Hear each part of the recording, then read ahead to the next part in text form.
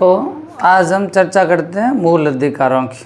ठीक है, मूल अधिकारों का सामान्य परिचय वो पहले वाले वीडियो के अंदर हो गया, और इस वीडियो के अंदर मूल अधिकार से संबंधित जो भी अनुच्छेद है उनकी चर्चा हम करेंगे। ठीक है, मूल अधिकार।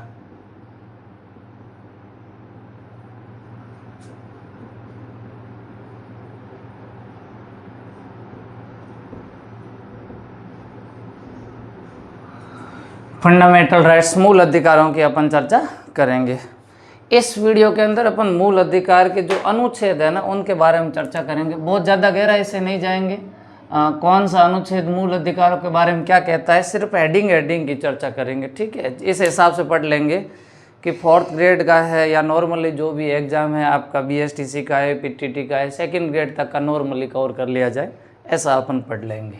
ठीक है, तो मूल अधिकार भारतीय संविधान के कौन से भाग के अंदर थे? भारतीय संविधान के भाग 3 में मूल अधिकारों का उल्लेख था। भारतीय संविधान के भाग 3 में। और मूल अधिकारों से संबंधित जो अनुच्छेद थे, अनुच्छेद 12 से शुरू हो रहे थे और अनुच्छेद कहाँ तक चल रहे थे?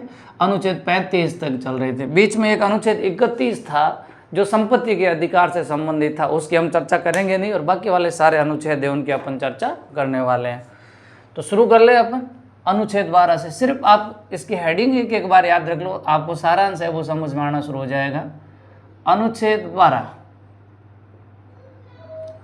अनुच्छेद 12 के अंदर मूल अधिकारों में राज्य शब्द को परिभाषित किया गया है। अनुच्छेद 12 में मूल अधिकारों में किस शब्द को परिभाषित किया गया है? राज्य शब्द को परिभाषित किया गया है। राज्य शब्द की जो परिभाषा है वो कौन सा अनुच्छेद में दी गई? अनुच्छेद 12 के अंदर दी गई। अनुच्छेद 12 ये बताता है कि राज्य के अंदर क्या क्या आता है, जैसे 28 राज्य और उसके आने वाले केंद्र शासित प्रदेश, ये मूल अधिकार राज्यों में किस तरीके से प्रभावी होंगे, ये चीजें राज्य शब्द से संबंधित जो भी परिभाषा है वो कौन से अनुच्छेद में दी हुई है? अनुच्छेद 12 के अंदर दी हुई है।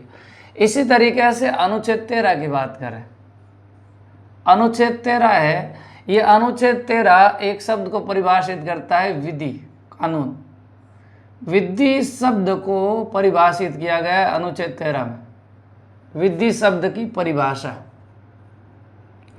यह अनुच्छेद हमको ये बताता है कि कौन कौन से जो प्रावधान है वो विधि के अंदर आते हैं और कौन कौन से नहीं आते हैं। अनुच्छेद 13 ये बताता है कि संविधान लागू होने से पूर्व के जो कानून थे वो किस तरीके से लागू होंगे, या अगर वो कानून संविधान का उल्लंघन करते हैं तो लागू होंगे या नहीं होंगे, या जो भाग उल्लंघन कर रहा है वो लागू होगा कि नहीं होगा, या संविधान बनने के बाद अगर कोई भी कानून बना है और वो संविधान का उल्लंघन करता है तो उस स्थिति में क्या होगा, ये परिभाषाएं दी गई है कौन से अनुच्छेद के अंदर? अनुच्छेद 13 के अंदर दी गई है।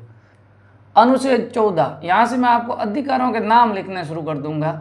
पहला जो हमारा अधिकार है वो है समानता का अधिकार। समानता का अधिकार, इसको आप समानता का अधिकार कह दो या इसका दूसरा नाम कह दो समता का अधिकार, समानता या समता का अधिकार। और यह शुरू होता है अनुच्छेद 14 से, अनुच्छेद 14 से लगा करके अनुच्छेद 18 तक का जो अधिकार है वो समानता या समता का अधिकार है। अनुच्छेद 14 क्या कहता है? अनुच्छेद 14 विधि के समक्ष समता, विधि के समक्ष समता व विधि के समान संरक्षण, विधि के समक्ष समता या विधि के समान संरक्षण की बात कर रहा है कौन सा? अनुच्छेद 14। ये जो विधि के समक्ष समता, विधि का मतलब कानून, कानून सभी व्यक्तियों को अपने समक्ष समान मानेगा। ये जो अवधारणा, ये एक प्रकार की नकारात्मक अवधारणा है, कानून के समक्ष समानता की अवधारणा, ये नकारात्मक है, क्योंकि ऐसा संभव ही नहीं है कि सभी व्यक्तियों को कानून के समक्ष समान मान लिया जाए। और ये जो विधि के समक्ष समानता की अवधारणा ये ब्रिटेन से ली गई है। दूसरा शब्द था विधि के समान संरक्षण। अगर कानून किसी व्यक्तियों का संरक्षण करता है तो कानून व्यक्तियों के साथ भेदभाव नहीं करेगा और सभी व्यक्तियों के साथ एक समान संरक्षण करेगा। कानून के समान संरक्षण की जो अवधारणा है ये सकारात्मक अवधारणा है। कानून के समान संरक्षण की जो अवधारणा है वो कैसी है, सकारात्मक अवधारणा है, और ये अवधारणा अमेरिका से ली गई है। कहाँ से ली गई है, अमेरिका से ली गई है। तो अनुच्छेद 14 क्या कहता है, विधि के समक्षमता या विधि के समान संरक्षण की बात करता है। अनुच्छेद 15 पे आ जाओ। अनुच्छेद 15 कुछ भेदभावों का निषेध करता है। राज्य, जाति, धर्म, मूल वंश, लिंग और जन्म स्थान के आधार पर भेदभाव का निषेध, के आधार पर भेदभाव का निषेध। इन सारे अनुच्छेदों के भाग है। अनुच्छेद 15 1 2 इस तरीके से अनुच्छेद 15 के भाग 6 है। भाग 6 तक है। मैं सिर्फ फिलहाल आपको हेडिंग बता रहा हूँ कि ये मूलतः इसका जो सारांश है वो क्या है, सिर्फ इतना समझ लीजिए। बाकी विस्तृत क्लास में अपन एक एक अनुच्छेद की चर्चा कर लेंगे। इसमें जो ये 5 आधार दिए गए, जाति, धर्म, मूल वंश, चौथा लिंग और 5वां जन्म स्थान, इन 5 आधारों के आधार पर राज्य किसी भी प्रकार का कोई भेदभाव नहीं करेगा। ये 5 आधार क्रम से दिए गए, और कई बार पूछा भी जाता है कि अनुच्छेद 15 के अंदर किन किन आधारों पर भेदभाव का निषेध किया गया है। तो जाति, धर्म, मूल वंश, लिंग और जन्म स्थान के आधार पर भेदभाव का निषेध किया गया है। अनुच्छेद 16 की बात करो। अनुच्छेद 16, अनुच्छेद 16 कहता है लोक नियोजन के संबंध में, लोक नियोजन के संबंध में अवसर की समानता, लोक नियोजन के संबंध में अवसर की समानता की बात करता है।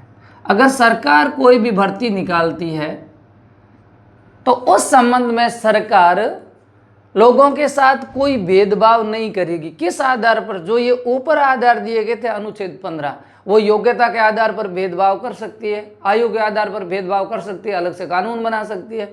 लेकिन अनुच्छेद 15 के अंदर जो आधार दिए गए हैं, इस संबंध में अगर सरकार कोई भर्ती निकालती है तो इनके आधार पर सरकार कोई भेदभाव नहीं करेगी। अनुच्छेद 17 क्या कहता है, अनुच्छेद 17 अस्पृश्यता का अंत घोषित करता है। अस्पृश्यता का अंत, यानी किसी भी व्यक्ति को, किसी भी नागरिक को अस्पृश्य नहीं समझा जाएगा। यानी उसको हाथ लगाने मात्र से कोई व्यक्ति है वो छूने योग्य नहीं रहा, या वो आदमी है जो अस्पृश्य हो गया। ये अनुच्छेद 17 निषेध करता है कि किसी भी व्यक्ति को अस्पृश्य नहीं समझा जाएगा। यानी ये छुआछूत का जो भेदभाव है उसका अंत घोषित करता है अनुच्छेद 17। अनुच्छेद 18 क्या कहता है, अनुच्छेद 18 शिक्षा, सेवा और शिक्षा, आप इसको सेना लिख दो, ठीक रहेगा। सेना वो शिक्षा क्षेत्र को छोड़कर, शिक्षा क्षेत्र को छोड़कर उपाधियों का अंत, उपाधियों का अंत करता है अनुच्छेद 18। प्राचीन समय में राजा, महाराजा, सम्राट, कुंवर, ठाकुर इस प्रकार की उपाधियां लगा करती थी। ये उपाधियां क्या करती है, उपाधियां समाज के अंदर भेदभाव उत्पन्न करती है। इसलिए शिक्षा और सेना 2 क्षेत्र को छोड़ दिया जाए, तो इनको छोड़ करके किसी भी प्रकार की शिक्षा के द्वारा व्यक्ति उपाधि हासिल करके वो अपने नाम के आगे डॉक्टर लिख सकता है। सेना के अंदर वो अगर व्यक्ति है तो मेजर है, कर्नल है, जो है वो लिख सकता है। तो इन दोनों क्षेत्रों को छोड़ दिया जाए तो बाकी व्यक्ति अपने नाम के आगे किसी भी उपाधि का प्रयोग नहीं करेगा। ये इसलिए किया गया है कि ये समाज में क्या उत्पन्न करता है, भेदभाव उत्पन्न करता है। इसलिए अनुच्छेद 18 के तहत जो उपाधियां हैं वो जो है समाप्त की गई है। यह था अनुच्छेद समानता का अधिकार अनुच्छेद 14 से 18 तक। दूसरा जो मूल अधिकार है वो है स्वतंत्रता का अधिकार। स्वतंत्रता का अधिकार, और स्वतंत्रता के अधिकार के अंदर जो अनुच्छेद है वो अनुच्छेद शुरू होते हैं 22 से, अनुच्छेद 19 से, और अनुच्छेद 19 से लगा करके अनुच्छेद 22 तक जो है वो स्वतंत्रता के अधिकार में शामिल है। अनुच्छेद 19 की बात करूं, अनुच्छेद 19 में वर्तमान में 6 प्रकार की स्वतंत्रताओं का उल्लेख है। 6 प्रकार की स्वतंत्रताओं का उल्लेख अनुच्छेद 19 में है, 19 फर्स्ट में है। और प्रारंभ में यहाँ पर 7 प्रकार की स्वतंत्रताएं थी, लेकिन संपत्ति की स्वतंत्रता को 44वें संविधान संशोधन 1978 द्वारा समाप्त कर दिया गया, और अब वर्तमान में अनुच्छेद 19 फर्स्ट के अंदर 6 प्रकार की स्वतंत्रताओं का उल्लेख हुआ है। यहाँ से कई बार पूछा जाता है। तो अनुच्छेद 19 फर्स्ट ए, इस प्रकार से अनुच्छेद 19 की 6 स्वतंत्रताएं हैं जिसको अपन देख लेते हैं। ये कई बार पूछता है। अनुच्छेद 19 फर्स्ट ए कहता है विचार एवं अभिव्यक्ति की स्वतंत्रता, विचार एवं अभिव्यक्ति की स्वतंत्रता। प्रत्येक व्यक्ति, हालांकि अनुच्छेद 19 है वो मूल अधिकारों का अपवाद माना जाता है, मूल अधिकारों का अपवाद माना जाता है। इसके अंदर विचार एवं अभिव्यक्ति की स्वतंत्रता, जितने भी न्यूज चैनल चलते हैं या जितने भी समाचार पत्र छपते हैं, प्रेस मीडिया की जो स्वतंत्रता, मीडिया की जो स्वतंत्रता है वो अनुच्छेद 19 फर्स्ट के तहत आती है, जहां पर व्यक्ति को अपने विचार व्यक्त करने की स्वतंत्रता है। अनुच्छेद 19 फर्स्ट बी, शांतिपूर्ण बिना शस्त्र सम्मेलन की स्वतंत्रता, सम्मेलन की स्वतंत्रता। ये जो 2 शब्द है, पहला वाला शांतिपूर्ण और बिना शस्त्र, ये 44वें संविधान संशोधन 1978 के द्वारा जोड़ी गई। इससे पहले सम्मेलन की स्वतंत्रता थी जिसमें इन शब्दों का उल्लेख नहीं था। वर्तमान में शांतिपूर्ण और बिना शस्त्र सम्मेलन की स्वतंत्रता, यानी आप सरकार की अनुमति से बिना शस्त्र के शांतिपूर्ण सम्मेलनों का आयोजन कर सकते हैं। जैसे किसान सम्मेलन होते हैं, जितने प्रकार के सम्मेलन होते हैं, उन सम्मेलनों को अनुच्छेद 19 फर्स्ट बी के तहत स्वतंत्रता दी गई है और वो इसका आयोजन करते हैं। ध्यान रखना, अनुच्छेद 19 के अंदर जितने भी प्रकार की स्वतंत्रताएं हैं वो सारी निर्बाध नहीं है। सरकार उस पर जब चाहती है, जब प्रतिबंध लगा सकती है, युक्त प्रतिबंध लगा सकती है। हालांकि मूल अधिकारों में पहले अपन ने चर्चा की, अनुच्छेद 19 में मूल अधिकारों का अपवाद है, यानी इस पर प्रतिबंध लगाने के लिए राष्ट्रपति को अलग से कोई आदेश जारी करने की आवश्यकता होती नहीं है। बाकी वाले अगर किसी भी मूल अधिकार को स्थगित करना है तो राष्ट्रपति अलग से आदेश जारी करता है, लेकिन इस संबंध में अलग से आदेश जारी करने की कोई आवश्यकता नहीं होती है। अनुच्छेद 19 फर्स्ट सी की बात कर लो। अनुच्छेद 19 फर्स्ट सी की बात करें, संघ व समिति बनाने की स्वतंत्रता, समिति बनाने की स्वतंत्रता। सहकारी समितियों का जो गठन किया जाता है, सहकारिता का मूल नारा है ना, सब एक के लिए और एक सब के लिए, मिल करके आपस में सहकारिता के सहयोग की भावना से काम करती है समितियां। तो सहकारी समितियों का जो गठन किया जाता है अनुच्छेद 19 फर्स्ट सी के तहत किया जाता है। हालांकि इसको संवैधानिक मान्यता भी दे दी, 97वें संविधान संशोधन 2012 के द्वारा इसको संवैधानिक मान्यता भी दे दी सहकारी समितियों को। अनुच्छेद 19 फर्स्ट डी, भ्रमण की स्वतंत्रता, भ्रमण की स्वतंत्रता। भारत के राज्य क्षेत्र के भीतर व्यक्ति किसी भी राज्य में जा सकता है और भ्रमण कर सकता है, लेकिन राज्य क्षेत्र से बाहर की नहीं है। सुरक्षा की दृष्टि से कुछ क्षेत्रों पर प्रतिबंध सरकार चाहती है तो लगा सकती है, लेकिन इसके तहत भारत के राज्य क्षेत्र के भीतर जैसे बॉर्डर इलाके हैं कुछ, जहां पर सुरक्षा की दृष्टि से सभी व्यक्तियों को ट्रेवल करने की आज़ादी नहीं होती है, भ्रमण की स्वतंत्रता पर कुछ प्रतिबंध लगता है। लेकिन दूसरी जगह सब जगह राज्य क्षेत्र के भीतर प्रत्येक नागरिक को भ्रमण करने की स्वतंत्रता होगी। अनुच्छेद 19 ई, अनुच्छेद 19 फर्स्ट ई निवास की स्वतंत्रता की बात करता है। निवास की स्वतंत्रता, भारत के राज्य क्षेत्र के भीतर व्यक्ति जहां जिस जगह चाहता है वहां पर वो अपनी प्रॉपर्टी खरीद सकता है और वहां पर वो अपना निवास है वो कर सकता है राज्य क्षेत्र के भीतर। लेकिन ध्यान रखना, सरकार आवश्यक समझती है तो इस पर प्रतिबंध लगाया जा सकता है, ये निर्बाध नहीं है। अनुच्छेद 19 एफ, अनुच्छेद 19 फर्स्ट एफ, इसके अंदर संपत्ति की स्वतंत्रता थी। इसके अंदर संपत्ति की स्वतंत्रता थी, लेकिन जब संपत्ति के अधिकार को 44वें संविधान संशोधन के द्वारा समाप्त किया गया तो इस संपत्ति की स्वतंत्रता थी, इसको भी साथ में समाप्त कर दिया गया, तो वर्तमान में ये नहीं है। अनुच्छेद 19 फर्स्ट जी, जिसके अंदर है रोजगार की स्वतंत्रता,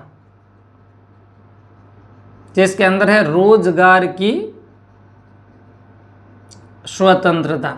भारत के राज्य क्षेत्र के भीतर, जिसको आजीविका की स्वतंत्रता कह सकते हो या आप रोजगार की स्वतंत्रता कह सकते हो, भारत के राज्य क्षेत्र के भीतर व्यक्ति अपनी आजीविका चलाने के लिए वो रोजगार कर सकता है। यह था अनुच्छेद 19। अनुच्छेद 19 फर्स्ट के भाग थे, यहाँ से कई बार कंपटीशन परीक्षा में क्वेश्चन पूछे जाते हैं, थोड़ा सा आप भी देख लें। अनुच्छेद 20 की बात करें, कुछ दशाओं में या अपराधों की दो सिद्धि के संबंध में संरक्षण अनुच्छेद 20 है। अनुच्छेद 20 क्या कहता है? अपराधों की दोष सिद्धि के संबंध में संरक्षण, अपराधों की दोष सिद्धि के संबंध में संरक्षण की बात करता है। अपराधों की दोष सिद्धि के संबंध में संरक्षण की बात करता है अनुच्छेद 20। अनुच्छेद 20 ये कहता है कि किसी भी व्यक्ति को अपराधी तब माना जाएगा जब उसने उस समय जो कानून था और उस कानून का अगर उल्लंघन किया है तो उस व्यक्ति को अपराधी माना जाएगा। अनुच्छेद 20 इस बात का भी प्रावधान करता है कि किसी भी व्यक्ति को एक अपराध के लिए केवल एक ही बार दंडित किया जाएगा, उसको बार बार दंडित नहीं किया जाएगा। अनुच्छेद 20 ये भी प्रावधान करता है कि किसी भी व्यक्ति को स्वयं के विरुद्ध गवाही देने के लिए बाध्य भी नहीं किया जाएगा, ये भी अनुच्छेद 20 कहता है। अनुच्छेद 21, अनुच्छेद 21 प्राण एवं दैहिक स्वतंत्रता का संरक्षण, प्राण एवं दैहिक अपना जीवन, दैहिक स्वतंत्रता या प्राण एवं दैहिक स्वतंत्रता का संरक्षण। किसी भी व्यक्ति को या किसी भी व्यक्ति को विधि द्वारा स्थापित प्रक्रिया के बिना उसको जीवन से वंचित नहीं किया जा सकता, ये उसका अधिकार है। यहाँ तक व्यक्ति स्वयं भी अपने प्राण नहीं ले सकता, क्योंकि उसको स्वयं अपने प्राण लेने की स्वतंत्रता भी प्राप्त नहीं है। या अनुच्छेद 21 है वो व्यक्ति के प्राण और दैहिक स्वतंत्रता की गारंटी देता है। बहुत ही बड़ा अनुच्छेद है, बहुत सारे प्रावधान इसके अंदर, स्वच्छ पर्यावरण का अधिकार है, भ्रमण का जो अधिकार है, विदेश जाने का अधिकार है, बहुत सारे अधिकार है वो अनुच्छेद 21 के अंदर बाद में जुड़े हैं। अनुच्छेद 21 के अंदर एक और जुड़ा है अनुच्छेद 21A, ये मूल अधिकारों में भी जुड़ गया। अनुच्छेद 21 66वें संविधान संशोधन 2002 के द्वारा जोड़ा गया और ये प्रावधान करता है प्रारंभिक शिक्षा का, प्रारंभिक शिक्षा से संबंधित है। जो बच्चे हैं उनके माता पिता, अभिभावक या उनके जो संरक्षक है उनको प्रारंभिक शिक्षा प्रदान करना जरूरी होगा और प्रारंभिक शिक्षा प्राप्त करना बच्चे का मौलिक अधिकार अनुच्छेद 21A में शामिल किया जा चुका है। तो यह आपका दूसरा मूल अधिकार था, स्वतंत्रता का अधिकार, जो शुरू हो रहा था अनुच्छेद एक और रह गया, अनुच्छेद 21, अनुच्छेद 22 तक है। अनुच्छेद 22 कुछ दशाओं में, अनुच्छेद 22 कहता है कुछ दशाओं में गिरफ्तारी से संरक्षण, कुछ दशाओं में गिरफ्तारी से संरक्षण,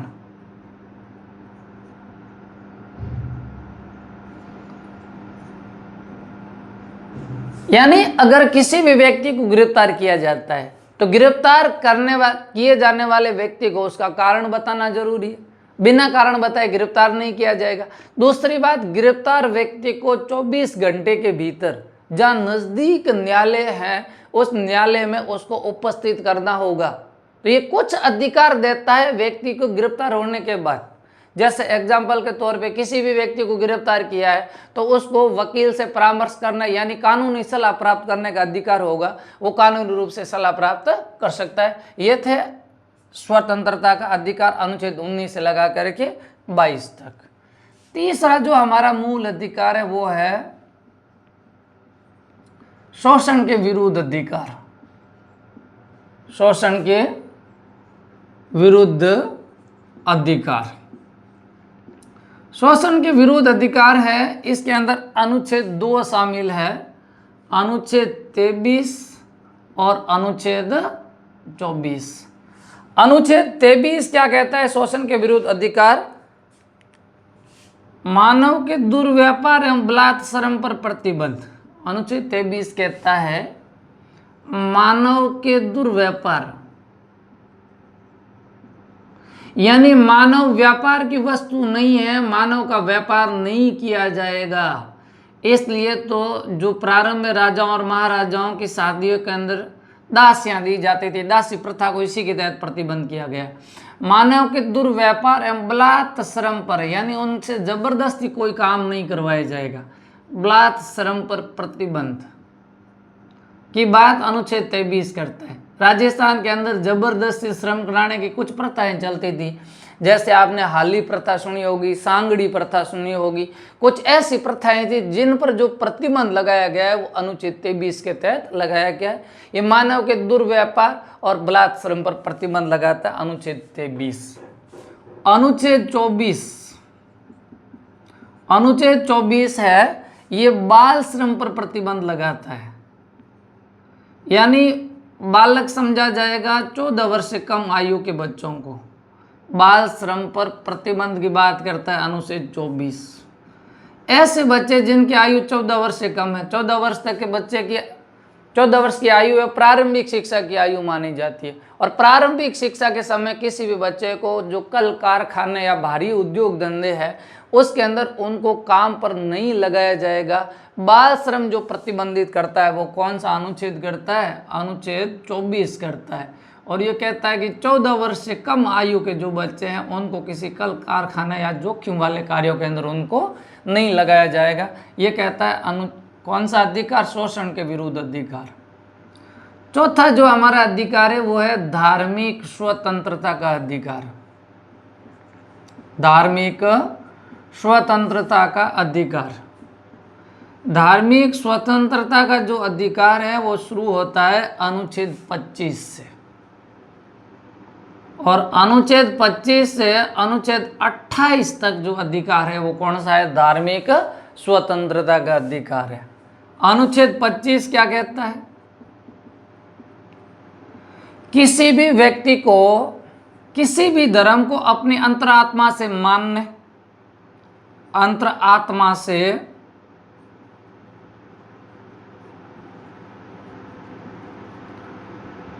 आत्मा से किसी भी धर्म को मानने, किसी भी धर्म को मानने, उसके अनुरूप आचरण करने और उसका प्रचार करने की स्वतंत्रता होगी।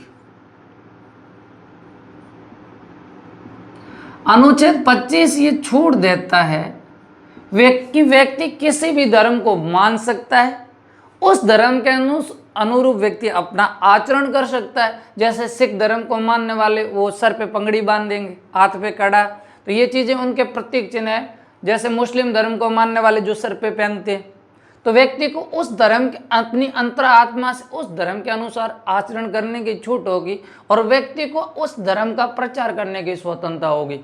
भारतीय संविधान अपने धर्म को प्रचारित करने या प्रचार करने की स्वतंत्रता देता है, लेकिन ये धर्म किसी दूसरे धर्म की आलोचना करने का अधिकार नहीं देता है। तो अनुच्छेद 25 ये कहता है कि व्यक्ति अपनी अंतरात्मा से किसी भी धर्म को मान सकता है, उसके अनुरूप क्या कर सकता है, वो आचरण कर सकता है और उस धर्म का क्या कर सकता है, व्यक्ति प्रचार कर सकता है। अनुच्छेद 26 धार्मिक कार्यों के प्रबंध की स्वतंत्रता देता है। धार्मिक कार्यों के प्रबंध की स्वतंत्रता, व्यक्ति जिस धर्म को मानता है उस धर्म से संबंधित धार्मिक संस्थाओं की स्थापना कर सकता है और उनका जो प्रबंधन है, मैनेजमेंट है, वो भी व्यक्ति अपने नियंत्रण में रख सकता है। अनुच्छेद 26 इस बात की छूट देता है। इसी के तहत मुस्लिम धर्म से संबंधित मदरसे, इसी से संबंधित हिंदुओं से संबंधित मंदिरों का जो मैनेजमेंट है, प्रबंधन है, यह व्यक्ति कर सकता है। अनुच्छेद 26 उसको छूट देता है। अनुच्छेद 27 क्या कहता है?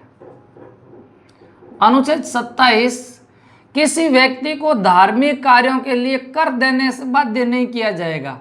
कर देने में छूट। अगर कोई व्यक्ति धार्मिक कार्यों के लिए दान देता है, अनुदान देता है, अनुदान सरकार की तरफ से होगा, अगर कोई दान देता है किसी धार्मिक कार्यों के लिए, तो उस दान पर कोई टैक्स नहीं लगेगा, कोई कर नहीं लगेगा। और दूसरी बात यह भी है कि किसी भी व्यक्ति को धार्मिक कार्यों के लिए कर देने के लिए बाध्य भी नहीं किया जाएगा, जबरदस्ती उसे कर वसूल नहीं किया जाएगा। और धार्मिक स्वतंत्रता से संबंधित अनुच्छेद 28 क्या कहता है? अनुच्छेद 28 कहता है धार्मिक शिक्षा पर प्रतिबंध। धार्मिक शिक्षा पर प्रतिबंध। ध्यान रखना है, किसी भी राजकीय, अर्धराजकीय या सरकार से मान्यता प्राप्त शिक्षण संस्था में धार्मिक शिक्षा नहीं दी जाएगी। बाकी जो धार्मिक संस्थाएं हैं उसमें तो जैसे ये धार्मिक कार्यों के प्रबंध की स्वतंत्रता, अगर मंदिर या मस्जिद है तो उसमें धर्म की बात ही होगी। लेकिन अगर कोई शिक्षण संस्था है और सरकार की है या अर्धराजकीय या सरकार से मान्यता प्राप्त किसी भी प्रकार की संस्था है, तो उसके अंदर धार्मिक शिक्षा है वो नहीं दी जाएगी। किसी भी धर्म से संबंधित शिक्षा का प्रचार है वो शिक्षण संस्थाओं के अंदर नहीं किया जाएगा। यह था आपका चौथा अधिकार, धार्मिक स्वतंत्रता का अधिकार। जो पांचवा मूल अधिकार है वो है शिक्षा एवं संस्कृति का अधिकार। शिक्षा एवं संस्कृति का अधिकार। और ये जो शिक्षा एवं संस्कृति का अधिकार है ना, ये सिर्फ अल्पसंख्यक वर्ग है उनसे संबंधित है जो संख्या में कम है। इसके अंदर जो अनुच्छेद शामिल है, अनुच्छेद 29 और अनुच्छेद 30 धार्मिक, ये शिक्षा एवं संस्कृति के अधिकार से संबंधित है, ये अल्पसंख्यक वर्गों से संबंधित है। अनुच्छेद 29 क्या कहता है?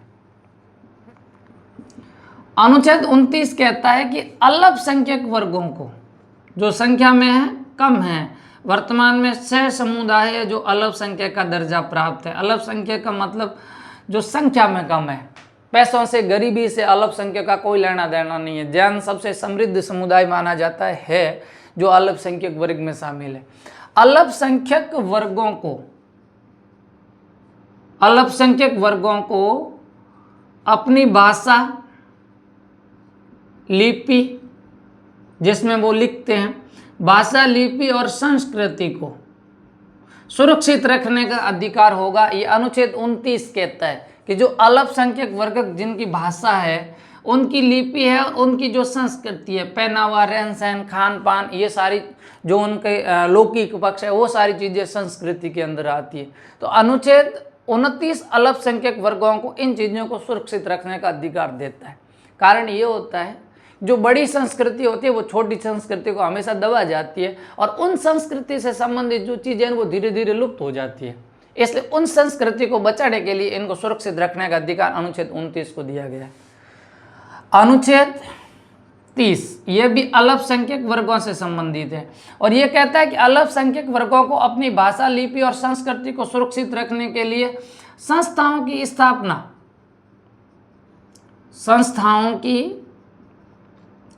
स्थापना जो अल्पसंख्यक वर्गों से संबंधित है और उनके प्रबंधन का अधिकार होगा। तो अल्पसंख्यक वर्ग के जो लोग हैं अपनी भाषा, लिपि और संस्कृति को सुरक्षित रखने के लिए शिक्षण संस्थाओं की स्थापना कर सकते हैं। मदरसों की स्थापना इसी के तहत मान लो, और वो उनका प्रबंधन है वो भी वो स्वयं कर सकते हैं। यह था 5वां मूल अधिकार शिक्षा एवं संस्कृति का। 6ठा जो मूल अधिकार था वो अनुच्छेद 31 संपत्ति का अधिकार था, जो 44वें संविधान संशोधन के द्वारा संविधान से हटा दिया गया मूल अधिकारों की श्रेणी से, जिसको अनुच्छेद 300 कहते थे, एक सामान्य अधिकार बना दिया है, इसलिए उसकी चर्चा मूल अधिकारों में करते नहीं है। उसके बाद हमारा जो 7वां मूल अधिकार है संवैधानिक उपचारों का अधिकार। 7वां मूल अधिकार है वो है संवैधानिक उपचारों का अधिकार। मूल अधिकारों में सबसे इंपॉर्टेंट मूल अधिकार यही है, क्योंकि इसी के द्वारा बाकी अधिकारों की सुरक्षा की जाती है। संवैधानिक उपचारों का अधिकार है वो अनुच्छेद 32 में है। डॉक्टर भीमराव अंबेडकर साहब ने इस अनुच्छेद को संविधान की आत्मा कहा है। ध्यान रखना, अनुच्छेद 21 को डॉक्टर भीमराव अंबेडकर ने संविधान की रीढ़ कहा है और अनुच्छेद 32 को डॉक्टर भीमराव अंबेडकर ने संविधान की आत्मा कहा है, और इसी के तहत बाकी वाले अधिकारों की सुरक्षा की जाती है। अगर मूल अधिकारों का उल्लंघन होता है तो अनुच्छेद 32 के तहत व्यक्ति कहां पर जा सकता है? सर्वोच्च न्यायालय में जा सकता है, सर्वोच्च न्यायालय की शरण ले सकता है। और सर्वोच्च न्यायालय है वो 5 प्रकार की रिटें जारी करता है। कितने प्रकार की? 5 प्रकार की रिटें जारी करता है। बंदी, प्रत्यक्षीकरण, परमादेश, उत्प्रेषण, प्रतिषेध और अधिकार परीक्षा। ये 5 प्रकार की जो रिटें हैं वो अनुच्छेद 226 के तहत उच्च न्यायालय द्वारा भी जारी की जाती है। हालांकि उच्च न्यायालय का रिट के संबंध में न्यायिक क्षेत्राधिकार है वो सर्वोच्च न्यायालय से ज़्यादा है, क्योंकि अंतरिम राहत नाम की एक याचिका और उच्च न्यायालय जारी कर सकता है। तो अनुच्छेद 32 मूल अधिकारों में सबसे इम्पोर्टेंट मूल अधिकार है। ये कॉमन चर्चा थी, सिर्फ और सिर्फ मूल अधिकारों में अनुच्छेद की हेडिंग लिखी है मैंने, ठीक है। विस्तृत चर्चा तो अपन बाद में करेंगे। थोड़ा थोड़ा सा इसको एक एक बार के लिए आप रिवाइज कर लो ताकि आपको पता चल जाए, और चलते चलते एक एक बार इसको पढ़ लीजिए, ठीक है। जैसे मैं एक बार दोहरा देता हूँ, कुछ शब्दों को आप नोट कर लो। अनुच्छेद 12 जिसमें राज्य शब्द को परिभाषित किया गया है। अनुच्छेद 13 जिसमें विधि शब्द को परिभाषित किया गया है। अनुच्छेद 14 कानून के समान क्षमता और कानून के समान संरक्षण की बात करता है। अनुच्छेद 15 जाति, धर्म, मूल, वंश और लिंग, जन्म स्थान के आधार पर भेदभाव का निषेध करता है। अनुच्छेद 16 लोक नियोजन के संबंध में अवसर की समानता की बात करता है। अनुच्छेद 17 अस्पृश्यता का अंत। अनुच्छेद 18 उपाधियों का। अनुच्छेद 19 6 प्रकार के स्वतः बीच अपराधों की 2 सीमित संरक्षण। अनुच्छेद 21 प्राण एवं दैविक स्वतंत्रता। और अनुच्छेद 22 कुछ दशाओं में गिरफ्तारी से संरक्षण। अनुच्छेद 25 व्यक्ति अपनी अंतरात्मा से किसी धर्म को मान सकता है, आचरण कर सकता है, प्रचार कर सकता है। अनुच्छेद 26 धार्मिक कार्यों का प्रबंधन। अनुच्छेद 27 कर देने से छूट। और अनुच्छेद 28 धार्मिक शिक्षा पर प्रतिबंध। अनुच्छेद 29 और 30 अल्पसंख्यक वर्गों से संबंधित है, भाषा, लिपि और उनकी संस्कृति से संबंधित है। और अनुच्छेद 32 संवैधानिक उपचारों के अधिकार से संबंधित है। तो एक एक बार के लिए आप इसको याद कर लेते हैं। तो उसके बाद अगर हम अनुच्छेदों के भाग की बात करते हैं, 14, 15, 16 इनके सबके जो भाग है वो थोड़ा पढ़ना और याद रखना ईजी हो जाता है। तो विस्तृत कक्षाओं के अंदर हम उनकी चर्चा कर लेते हैं। आज के लिए इतना ही। थैंक यू, धन्यवाद।